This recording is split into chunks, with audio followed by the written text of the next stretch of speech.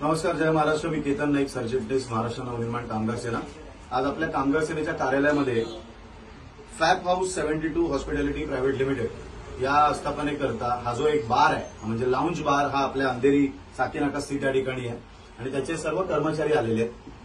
मागच्या 3 महिन्यापासून यांनी त्या ठिकाणी काम केलेलं आहे आणि आज रातोरात यांच्या मालकांनी ही कंपनी बंद झाली, हा आपला बार बंद झाला.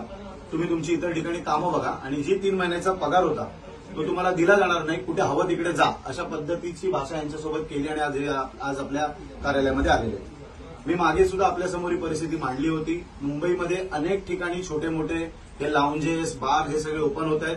तिथे हे कामगार आपल्या आशेमध्ये जातात की 2000-3000 पगार वाढवून मिळतो म्हणून हे लोक तिथे जातात, नोकरी घेतात आणि रातोरात हे बारचे मालक तो कंपनी बंद करतात आणि कामगारांना रस्त्यावर आणतात.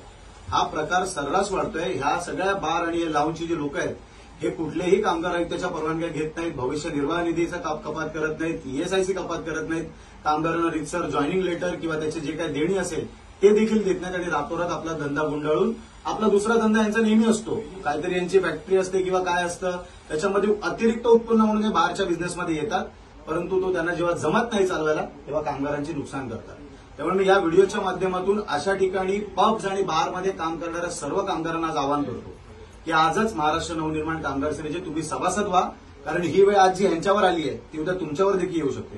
राहिला प्रश्न ह्या कामगारांचा, तर ह्या कामगारांचे जे पैसे थकलेले आहेत ते तर आम्ही मिळवून देऊच, परंतु तुम्ही आज या व्हिडिओच्या माध्यमातून सर्वांनी जागृत व्हा आणि आजच महाराष्ट्र नवनिर्माण कामगार सेनेला संपर्क करा, असं आवाहन आपल्याला मी करतो. धन्यवाद. जय हिंद, जय महाराष्ट्र.